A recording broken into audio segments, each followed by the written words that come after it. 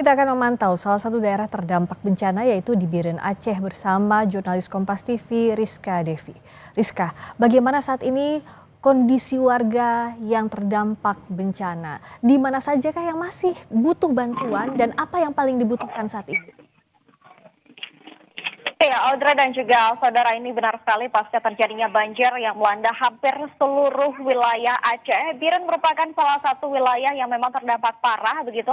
Ada 17 kecamatan di sini yang ikut terdampak begitu, dan memang kalau terkait dengan kebutuhan wilayah mana saja yang memang masih menjadi prioritas begitu. Ini untuk 17 kecamatan ini memang ada titik pengungsian yang tersebar begitu, dan di setiap titik pengungsian tentu ada urgensi terkait dengan kebutuhan pakaian, kebutuhan makanan, dan juga tentunya warga-warga di sini yang sudah kami wawancara juga mengaku bahwa kehilangan rumah begitu. Total dari di desa tempat saya melaporkan ini merupakan salah satu titik pengungsian yang terletak di desa Bunyak, kecamatan Juli.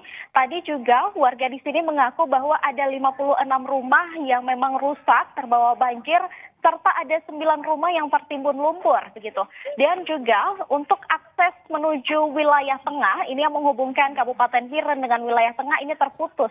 Sehingga memang untuk warga yang berada di wilayah tengah turun ke wilayah Biren ini dengan jembatan Tepin Mana yang saat ini statusnya adalah terputus begitu, menggunakan seling, sehingga warga yang turun dari sana hanya untuk mendapatkan makanan di posko utama di Biren begitu. Sementara kalau kita lihat memang saat ini untuk pemerintah sendiri mengedepankan proses evakuasi dan juga distribusi begitu. Melihat dari pantauan kami tadi, ada 2 ibu hamil yang memang dievakuasi dari Benar Meriah, dari dataran tinggi. Kemudian juga ibu hamil ini sebelum tiba di Biren itu sudah bertahan selama 1 hari untuk menunggu bisa menaiki seling untuk kemudian bisa menjangkau rumah sakit yang ada di Biren. Kemudian sebelumnya sempat berjalan kaki yang pada akhirnya dibantu oleh warga. Namun kalau kita telusuri lebih jauh, Audrey, ini kalau kita lihat di wilayah tengah sana, ada informasi yang kami peroleh dari warga, ada 3 keluarga yang berjalan kaki untuk bertahan hidup begitu, turun ke posko utama untuk mendapatkan makanan dan mencari keluarga, mencari makanan untuk bertahan hidup, mengingat memang di daerah wilayah tengah sana untuk distribusi logistik ini mengandalkan bantuan udara. Sementara dari Biren ada beberapa logistik yang memang didistribusikan begitu, namun kurang maksimal dan juga belum merata begitu, sehingga sebagian warga ini memilih untuk berjalan kaki 3 hari 3 malam untuk dapat menjangkau posko utama. Audrey. Nah, Rizka, kalau kita lihat di beberapa daerah masih ada yang terisolasi. Kalau di Biren seperti apa? Apakah akses dari dan menuju Biren bisa dilalui? Jika iya, seperti apa akses yang masih bisa dilalui itu?